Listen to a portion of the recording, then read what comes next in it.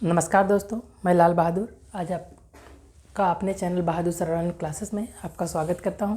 चलिए देखते हैं दोस्तों, आज हम लोग देखेंगे बीजेटी और फेट में अंतर क्या है। ठीक है, बीजेटी और फेट में अंतर क्या है। तो पहले इसका फुल फॉर्म ही जान लेते हैं। बीजेटी का हमने फुल फॉर्म बता दिया था, क्या था? Bipolar junction transistor. Bipolar junction transistor. और इसका फुल फॉर्म क्या है? Field effect transistor. क्या है? Field effect transistor. ठीक है, बात समझा गया। तो बाइपोलर जंक्शन ट्रांजिस्टर, इसका है फील्ड इफेक्ट ट्रांजिस्टर। अब देखिए, ये जो अंतर है, ये अंतर भी परीक्षा में बहुत बार पूछा जाता है ITI के, लेकिन इतना आसान क्वेश्चन होने के बाद भी लोग गलत कराते हैं। चलिए देखिए, बीजेटी में पहला पूछेगा ये बाईपोलर है कि यूनिपोलर है। तो बीजेपी क्या होता है? बाईपोलर। और जो फेट होता है वो क्या होता है? यूनिपोलर। अब बाईपोलर यूनिपोलर से आप क्या समझते हैं? चलिए इसी जगह इतने हम समझते हैं। बाईपोलर हम जानते हैं कि जो धारा का प्रवाह होगा या तो होल की वजह से होगा या तो इलेक्ट्रॉन की वजह से होगा। ठीक है, अगर केवल होल की वजह से हो रहा है या केवल इलेक्ट्रॉन की वजह से हो रहा है, जब अकेला केवल होल धारा प्रवाह करेगा या अकेला केवल इलेक्ट्रॉन धारा प्रवाह करेगा, तो वह डिवाइस क्या कहलाएगी? यूनिपोलर। क्योंकि अकेले की वजह से हो रहा है, इसीलिए हम इसे यूनिपोलर कहेंगे। लेकिन जिसमें होल और इलेक्ट्रॉन दोनों धारा प्रवाह के लिए जरूरी हो, मतलब दोनों की वजह से धारा प्रवाह हो, होल की वजह से भी धारा प्रवाह हो और इलेक्ट्रॉन की वजह से भी धारा प्रवाह हो, मतलब धारा प्रवाह में दोनों मदद करते हों, होल और इलेक्ट्रॉन दोनों, तो उसे हम लोग क्या कहेंगे? दो लोग हो गए, तो दो का मतलब बाई। तो इसे क्या कहा गया? बाईपोलर। तो बाई मतलब दो, जिसमें होल और इलेक्ट्रॉन दोनों को जिस धारा प्रवाह होगा बाईपोलर। बीजेटी आपका बाईपोलर है, क्योंकि इसमें बी भी आ रहा है, तो समझ जाएंगे कि बी किस में इस बाईपोलर में आता है। तो बाईपोलर में इसमें बी भी मैच कर गया, इसका मतलब ये क्या है? बाईपोलर। ठीक है, ये फेट क्या है? यूनिपोलर ना। ठीक है, अब देखिए, ये जो इनपुट इसकी बीजेटी की जो इनपुट प्रतिबाधा होती है कम होती है। किसकी तुलना में? फेट की तुलना में। फेट का देखेंगे इनपुट प्रतिबाधा ज़्यादा होती है, अधिक होती है, बहुत ज़्यादा। लेकिन जो बीजेटी की इनपुट प्रतिबाधा होती है इसकी तुलना में कम होती है। इसका कहाँ से लेकर कहाँ तक होता है? 10 के पावर 2 ओम से लेके 10 के पावर 6 ओम तक होता है इसका इनपुट प्रतिबाधा बीजेटी का। जबकि फेट का जो इनपुट प्रतिबाधा होता है वह 10 के पावर 6 से या 10 के पावर 8 से 10 के पावर 12 ओम तक होता है।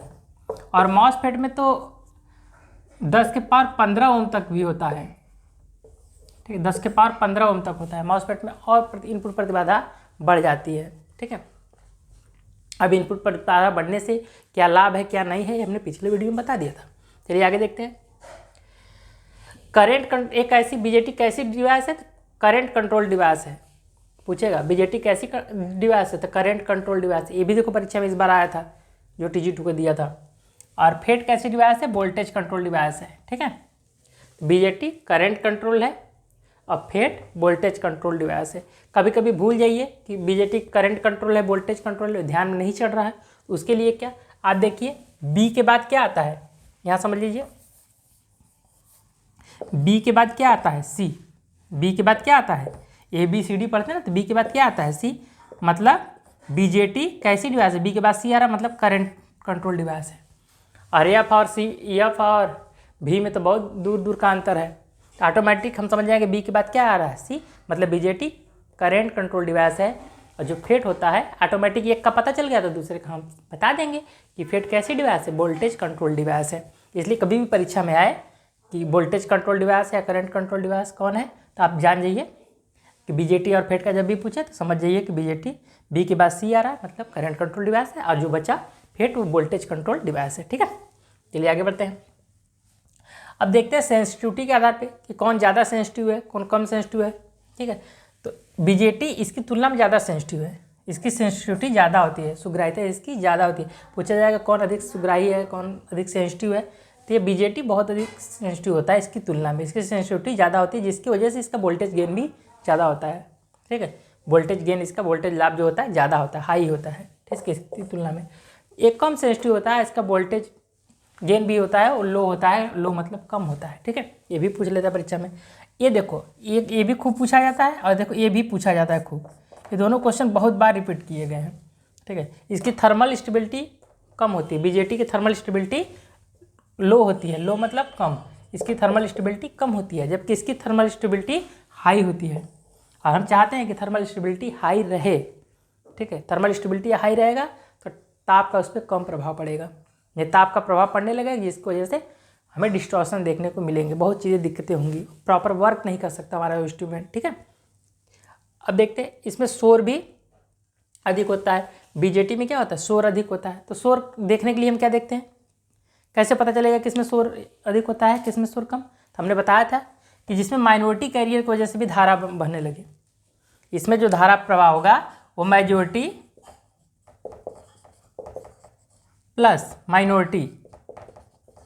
मेजॉरिटी माइनॉरिटी क्या है ये हमने अपनी वीडियो में बता दिया है, पहले शुरू से देखेंगे तब समझ में आएगा। इलेक्ट्रॉनिक्स पढ़ना है तो शुरू से देखेंगे तभी कुछ समझ में आएगा, बीच में आप उठा के पढ़ना चालू करें नहीं समझ में आएगी बातें। इस हम देखते हैं जिसमें धारा प्रवाह माइनॉरिटी की वजह से भी हो, मेजॉरिटी की वजह से तो हो रहा है, लेकिन जिसमें धारा प्रवाह माइनॉरिटी कैरियर की वजह से भी हो तो उसमें शोर अधिक होता है। इसमें तो मेजॉरिटी की वजह से होता है, माइनॉरिटी की वजह से होता है। तो माइनॉरिटी की वजह से होने की वजह से इसमें शोर अधिक होता है। और इसमें जो धारा प्रवाह होगा वह केवल किसकी वजह से होता है, केवल मेजॉरिटी की वजह से होता है, मेजॉरिटी की वजह से होता है। किसकी वजह से होता है, केवल मेजॉरिटी कैरियर की वजह से धारा प्रवाह होगा। मेजॉरिटी कैरियर में केवल होल्स भी हो सकते हैं, केवल इलेक्ट्रॉन्स भी हो सकते हैं, लेकिन दोनों की वजह से नहीं होगा, ठीक है। तो इसमें केवल मेजॉरिटी कैरियर की वजह से धारा प्रवाह होता है, इसीलिए इसमें शोर कम होता है, ठीक है। अब शोर कम होगा तो गर्म भी कम होगा, तो कम गर्म होता है, ज़्यादा गर्म होता है इसकी तुलना में, ठीक है। साइज में देखेंगे तो इसकी साइज अधिक होती है, इसकी साइज अधिक होती है, इसकी साइज कम होती है, फेट की साइज कम होती है। हम कोई भी चीज़ बनाते हैं हम चाहते हैं दिन पर दिन स्लिम होता जाए, पतला होता जाए, छोटा होता जाए, ठीक है। इसकी साइज अधिक होती है, इसकी साइज कम होती है। इसका साइज कम होने की वजह से इसे हम चिप पर आसानी से, जो आईसी चिप होते हैं उस चिप पर ईजी हम लोग बना सकते हैं, आसानी से बना सकते हैं, जबकि इसको बनाने में थोड़ी सी लगाने में इसको थोड़ी कठिनाई होगी, लेकिन इसको आईसी चिप पे हम आसानी से बना सकते हैं। इसमें आईसी चिप पे आसानी से बनाने में तो दिक्कत होगी, ठीक है। तो आपको समझ में आ गया कि फेट में और बीजेटी में क्या डिफरेंस है, ऐसे कौन कौन से इंपॉर्टेंट क्वेश्चन जो बार बार रिपीट करते हैं हमने एक साथ दिखाया। चलिए अगले वीडियो में हम लोग देखेंगे कपलिंग के बारे में, ठीक है। तब तक ध्यान से पढ़िए और हमारे चैनल को लाइक और सब्सक्राइब और शेयर करें दोस्तों, ठीक है। धन्यवाद।